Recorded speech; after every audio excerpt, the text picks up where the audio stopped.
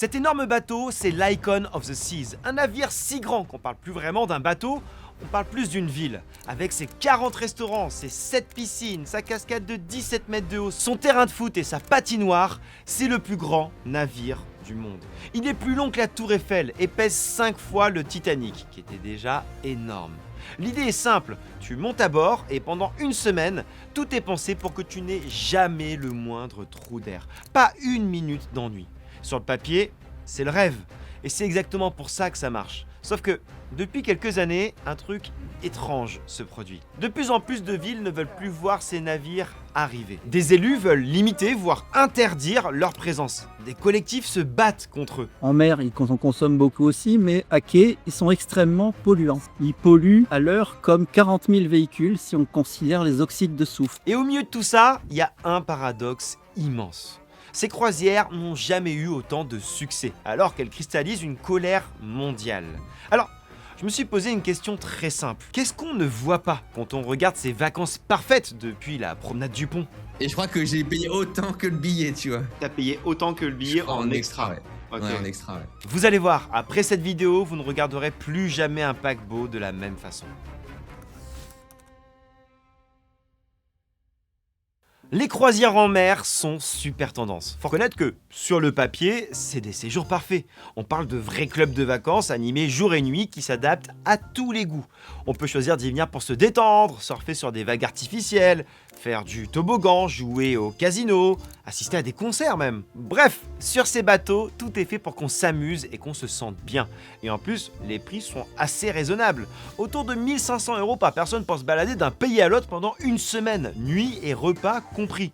Faut le reconnaître, c'est plutôt honnête. Sur le papier, on y reviendra après. Rendez-vous compte, c'est tellement peu cher qu'un couple de retraités australiens a carrément décidé de passer 500 jours en croisière d'affilée. Ils assurent que pour eux, c'était moins cher qu'une maison de retraite et qu'en plus, à ce prix-là, ils avaient accès à des shows et pas besoin de s'occuper du ménage. Je comprends surtout ce deuxième point, personnellement. Bref, vous verrez plus tard dans la vidéo que ces croisières peuvent se transformer en une belle arnaque et que c'est souvent beaucoup plus cher que ça n'y paraît. Mais pour comprendre comment on en est arrivé là, il faut revenir en arrière. Au début du XXe siècle, les grands paquebots, c'est un monde élitiste, un luxe réservé à une minorité. Les premières croisières, comme celle du Titanic, sont une expérience mondaine réservée aux plus riches. On trouve sur les paquebots des salles de bal, des restaurants gastronomiques et des chambres magnifiques. Avec tout ce confort, ces voyages deviennent un réel plaisir. Seulement si on a les moyens de se payer ce luxe. Avec le développement massif de l'aviation après la Seconde Guerre mondiale, le transport par bateau n'a plus du tout le vent en poupe. C'est plus long que l'avion, pas toujours de grande qualité et parfois même un peu dangereux. En 1965, par exemple, l'un des premiers paquebots reconvertis pour la croisière prend carrément feu au large des Bahamas, entraînant la mort de 92 personnes. Forcément, c'est un drame, et en plus, ça fait pas une super pub. En 1970, le secteur n'attire que 500 000 personnes par an. Et bon, à ce moment-là, impossible de lui prévenir un grand avenir. Mais dans les années 70, les croisiéristes comprennent une chose. C'est impossible de concurrencer des avions qui peuvent traverser l'Atlantique en moins de 10 heures, quand les bateaux mettent en général 8 à 9 jours. Les navires doivent proposer autre chose. C'est à ce moment-là que plusieurs compagnies lancent des fun ships. Les croisières proposent désormais des formules avec un maximum de divertissement. La véritable destination du voyage, c'est plus vraiment le lieu où le bateau se rend. Non, mais le bateau en lui-même. Et vous savez quoi? C'est l'idée du siècle. Ce coup de jeune, ça marche même très bien. Les croisières deviennent tendance, surtout aux États-Unis. Elles ont même droit à leur propre série à partir de 1977. La croisière s'amuse. Ça vous dit peut-être rien, mais vos parents et vos grands-parents y connaissent forcément cette série mythique.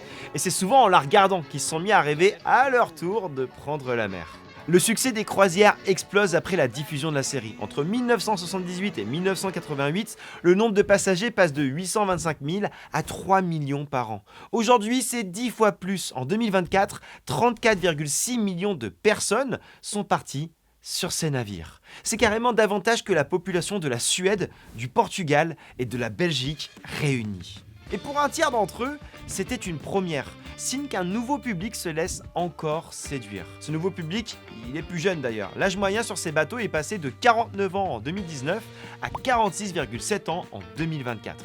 Résultat, ces 10 dernières années, le nombre de passagers a carrément bondi de 88%. C'est simple, c'est la plus forte croissance du business du tourisme. En comparaison, le trafic aérien n'a lui augmenté que de 35% en une décennie. Et encore, les acteurs du milieu pensent que ce n'est que le début et que ce marché a tout pour continuer de progresser à l'avenir. La Royal Caribbean, la compagnie derrière l'Icon of the Seas, a déjà inauguré 3 navires du même gabarit et en a même carrément commandé 2 autres pour 2028. Ok, croisière is the new cool. Mais à quel prix ? Au début de la vidéo, on a vu que les prix semblaient ok, voire carrément attractifs. Sauf que quand on y regarde d'un peu plus près, c'est souvent bien plus cher qu'annoncé. Prenons cette croisière à bord du MSC World Europa, le plus gros paquebot européen. Ce séjour au départ de Marseille me permettra de visiter Gênes, Naples, Barcelone, Messine et La Valette durant 7 nuits pour un total de 1 329 €, taxes et buffet compris. C'est donc pas si cher sur le papier. Sauf que, comme j'ai envie de visiter les endroits où on fera escale, je vais prendre les excursions à chaque arrêt. Les prix y sont très variables, mais ils dépassent facilement les 100 €. Donc comme il y a 5 arrêts, ça me coûtera 500 € si je prends la fourchette basse. Ok, je continue. Si je veux un accès illimité à Internet en mer, il va falloir que je débourse 15 € par jour, soit 105 € sur l'ensemble du séjour, juste pour avoir Internet. Il y aura aussi une journée entière en mer, donc si je m'ennuie un peu sur le bateau, je peux prendre un Fun Pass d'une valeur de 140 € qui me donne quelques crédits pour accéder à une salle de cinéma, aux jeux vidéo et à d'autres types de jeux. Et comme c'est les vacances, je vais me faire plaisir jusqu'au bout et ne pas boire que de l'eau. Pour 40 € par jour, donc 280 € la semaine, je peux prendre un autre pass qui me donne accès à du café, des cocktails pas très élaborés ou des boissons gazeuses. Rien de fou non plus, on parle de ça pour 280 €. Bon, vous avez compris, je m'arrête là. Mais sans faire de folie, ça fait déjà plus de 1025 € en plus, soit pratiquement le double du prix de base. Et encore, si je prends ces options sur le bateau et pas en ligne, elles sont encore plus chères. Et surtout à ce prix-là, j'ai pas accès à tout. Non. Si je veux des cocktails vraiment élaborés, vraiment sympas, des repas ou des desserts plus raffinés, je dois encore passer à la caisse. Ah, ça c'est la caisse. À chaque fois que vous voulez plus, il faudra donc payer bien plus, sachant que vous êtes sur un navire où c'est une seule entreprise qui fixe les prix et qui donc fait ce qu'elle veut. Ils ont zéro concurrence vu que vous êtes chez eux. Une fois que vous êtes à bord, vous êtes prisonnier de ce système et ils n'hésitent pas à en abuser. Et dites-vous que les compagnies ont plein d'autres petites astuces pour faire monter l'addition. Par exemple, elles demandent aux passagers en escale de rentrer avant 18 h pour s'assurer qu'ils passent la soirée à consommer sur le bateau. Et à l'intérieur, l'architecture de leur navire est pensée de façon à vous faire passer le plus possible devant les centres commerciaux, où vous pourrez dépenser une monnaie embarquée. C'est une sorte de monnaie virtuelle, dans un sens. Ça vous évite d'utiliser de l'argent liquide ou votre carte bancaire, mais ça évite surtout que vous ayez conscience des sommes dépensées. Quand vous payez 14 € en espèces pour un cocktail, vous le sentez passer. Mais quand vous payez avec votre carte cabine, c'est un peu moins douloureux, parce qu'on se rend moins compte. Mais jusqu'ici, les compagnies de croisière avaient un problème. Une partie de l'argent de leurs clients leur échappait quand elles faisaient des escales, puisque les passagers dépensaient ailleurs une partie de leur argent, auprès des commerçants dans les villes dans lesquelles ils s'arrêtent. Sauf que depuis quelques années, elles ont trouvé la parade. Faire en sorte que chacun des euros dépensés lors du voyage leur revienne, en s'arrêtant dans des lieux qui leur appartiennent. Tout simplement. Fallait y penser. Ouais, ces dernières années, les plus grosses compagnies ont acheté des îles privées.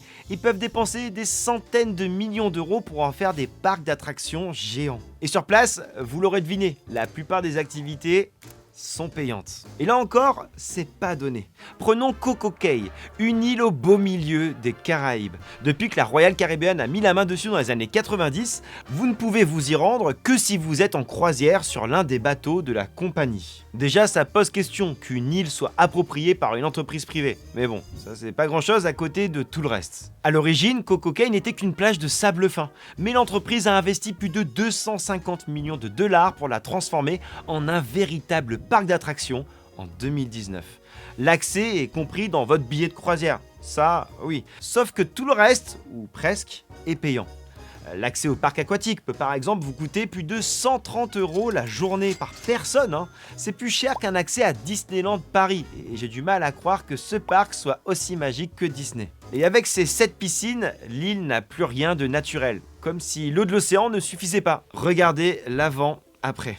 La Royal Caribbean a transformé cette île paradisiaque et déserte en un véritable jouet géant. Le truc, c'est que les gens ne sont pas assez au courant de tous les problèmes générés par cette industrie ultra nocive. Selon un sondage commandé par le très sérieux Time Magazine, un États-Unien sur 2 pense que les vacances en croisière sont respectueuses de l'environnement. Donc pour qu'un maximum de personnes soient au courant, il est méga important que vous donniez à cette enquête la visibilité qu'elle mérite, en la likant et en la partageant à votre entourage. Et j'en profite pour vous inviter à vous abonner, c'est totalement gratuit, ça pour le coup, il n'y a pas de frais cachés et ça se fait en 2 secondes sous la vidéo. Ouais, bon. En tout cas, on n'est pas au bout de nos surprises. En plus de vous proposer tout un tas de suppléments, les compagnies de croisière ont une dernière astuce qu'elles cachent au grand public pour générer toujours plus de cash. Elles naviguent sous pavillon de complaisance. En gros, la flotte est immatriculée dans un pays qui n'est pas celui de son propriétaire réel. Ouais, de nombreux navires sont par exemple sous drapeau des Bahamas, du Panama ou même de Malte. À quoi ça sert tout ça ? À bénéficier de règles bien plus avantageuses. On parle là d'impôts quasi inexistants, un droit du travail qui permet de moins payer et de faire travailler toujours plus l'équipage. De nombreuses enquêtes montrent que les employés sur les navires travaillent souvent plus de 72 heures par semaine, 7 jours sur 7, pour des salaires autour de 800 € net par mois. Ça fait 4 € de l'heure, 3 fois moins que le SMIC horaire français. Ce sont ces contrats précaires et ces taux d'imposition très bas qui permettent aux compagnies de pratiquer des prix relativement peu élevés en apparence. Donc si vous vous laissez tenter par ces tarifs, franchement, pensez-y à 2 fois. Car finalement, tout le monde se fait avoir. Les États qui gagnent moins d'impôts, les clients qui payent plus cher que ce qu'ils avaient imaginé, et les employés qui ont des conditions de travail difficiles. Le seul gagnant, vous vous en doutez, c'est les entreprises de croisière.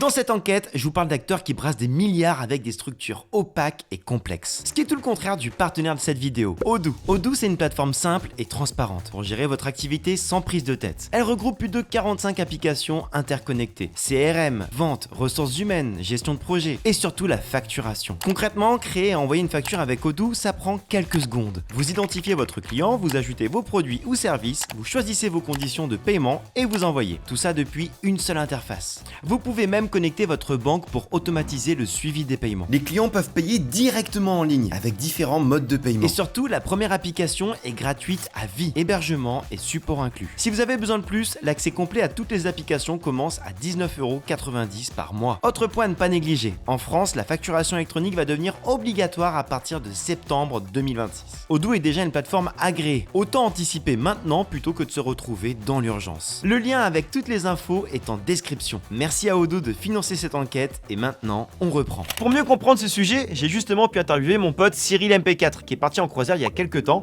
Vous allez voir, on n'est pas au bout de nos surprises. Salut, moi c'est Cyril, je suis vidéaste sur YouTube depuis un petit moment. Je fais des vidéos vlogs, docu, mais aussi du gaming. Je voyage pas mal et donc il y a pas mal de vidéos d'aventure sur des sujets un peu plus généraux parfois, un peu plus globaux comme récemment les croisières. De prime abord, le prix il est vraiment bas. Mais mine de rien, vu l'expérience, vu tous les services à bord, en plus bouffe comprise, tu vois, t'as tous les repas, etc. Je m'attendais à me faire aligner un petit peu sur tous les autres services. Et c'est vrai que tout est payant. D'internet au réseau, au peignoir, etc. Il y a vraiment une tonne de services si tu fais pas attention. Donc moi je me suis vraiment fait aligner. Je crois que le peignoir c'était 80 balles, c'est ça ? Ah oui, mais en plus c'était une punition, je crois, parce qu'il fallait le rendre et je crois que je l'ai embarqué dans ma chambre, un truc comme ça. Du coup, ça m'a fait que j'ai dû donner 80 balles. Ouais. Effectivement, tu payes très vite x2 ce que tu t'attendais à payer normalement. Pour des trucs un peu classiques, quoi. Internet, c'est pas la folie. Ouais, mais après, ça va même au-delà de ça. Si tu veux faire. Il y a plein de restaurants, toi, t'as une formule comprise, mais si tu veux faire un vrai restaurant, entre guillemets, avec. Tu vois, un standing peut-être plus haut, une cuisine spéciale, il faut payer en plus, tu vois. Et ça, t'en as plein. Et t'as que ça. T'as que des trucs où il faut payer, mine de rien, parce que c'est que des activités, c'est que des restos, c'est des trucs à acheter. Il n'y a pas grand-chose, à part te promener sur le bateau. Tu vois, il n'y a pas grand-chose de vraiment gratuit. Ouais, ok. Et est-ce que finalement, t'as passé un bon moment quand même ? Enfin, tu vois, si tu devais donner une note à ta croisière, c'est quoi exactement ? Ouais, honnêtement, j'ai passé un très bon moment. Même avec les extraits, etc., je trouvais que c'était une expérience assez unique et je peux comprendre à quel point ça plaît. Maintenant, ça m'a pas empêché de mettre en lumière et de voir tous les problèmes liés à cette économie. La consommation de masse, le gâchis, le personnel à bord, etc. Je pense qu'il y a quand même pas mal de choses à améliorer parce que forcément, toutes les sociétés, toutes les entreprises veulent tirer le prix vers le bas pour attirer un maximum de monde, mais je pense que c'est là où justement où tu vas faire des erreurs, tu vas avoir moins de justesse dans le salariat dans le personnel à bord, c'est là où tu vas cramer un peu plus de combustible cheap pour ton bateau, donc avoir un impact carbone un petit peu trop fort, c'est un euphémisme. Ouais. C'est vrai que l'expérience à bord, il y a quelque chose de toute façon qui existe depuis la nuit des temps et qui est intéressant, mais pour moi, il y a quand même pas mal de choses à améliorer.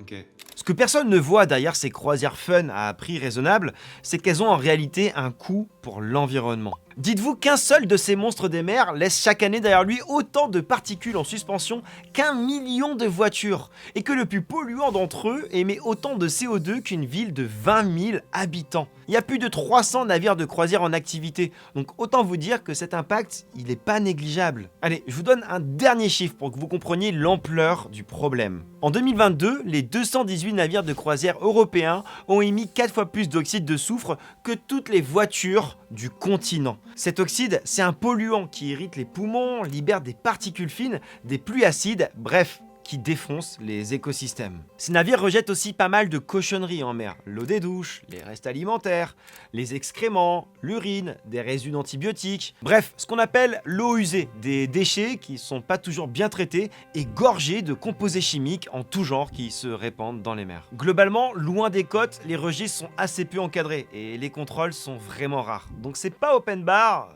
mais presque. L'impact écologique de ces déchets, il est pourtant important. Il dégrade les récifs, il perturbe la faune, et il peut même engendrer une contamination bactérienne.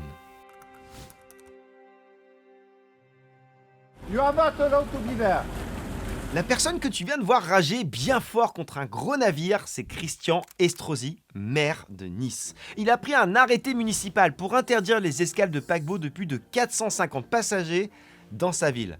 Nice à la belle. Et ce combat, il n'est pas le seul à le mener. Le maire de Marseille, Benoît Payan, avait lui lancé une pétition pour demander l'interdiction des escales lorsque Marseille est touchée par des pics de pollution. Et malgré les 54 000 signatures récoltées, la préfecture, elle n'a rien changé. Et ce mouvement, il n'est pas juste porté par des Gaulois réfractaires. Non, c'est un mouvement mondial. Venise, par exemple, a banni les gros bateaux de croisière de son centre-ville. Mais c'est aussi le cas d'Amsterdam ou même de Barcelone. L'argument de ses habitants et de ses élus, il est évidemment écologique, mais pas seulement. C'est aussi car les croisières sont accusées de ne pas profiter assez à l'économie locale. Ouais, les passagers, ils font des haltes de quelques heures seulement dans des villes dans lesquelles ils vont acheter très peu de choses, puisque tout est fait pour qu'ils consomment directement à bord. Et puis bon, c'est une certaine vision du voyage. En plus de ça, tu descends du bateau, t'as quelques minutes pour découvrir une ville et tu repars. T'es que de passage et tu peux difficilement comprendre l'essence d'une ville. Après, vous me direz, chacun son truc. C'est vraiment un autre type de voyage, très différent de ce que moi je recherche et partage habituellement. Mais je peux comprendre que ça fasse plaisir à certaines personnes. Et pour bien comprendre pourquoi plus personne ne voulait de ces navires, je suis allé poser la question à quelqu'un qui lutte contre les dérives de ce sombre business. Cet homme, c'est pas n'importe qui. C'est un ancien commandant de ferry. Ouais, vraiment. Il s'appelle Guillaume Picard et il est porte-parole du collectif Stop Croisière.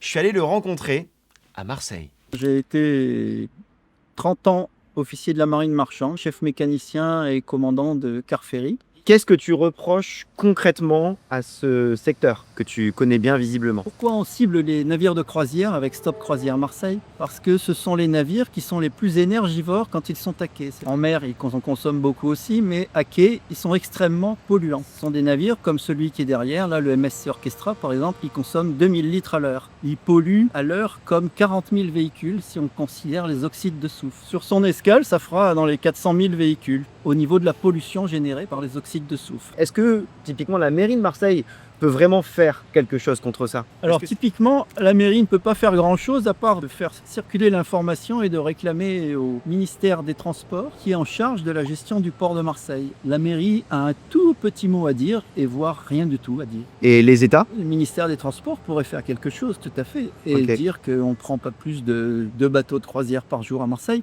C'est une solution qui est en train de se mettre en œuvre dans certains ports et dans pas mal de ports qui est déjà mise en œuvre. Et justement, c'est quelque peu paradoxal. Les croisières, elles n'ont jamais eu autant de succès, alors qu'elles sont donc devenues l'ennemi public numéro 1.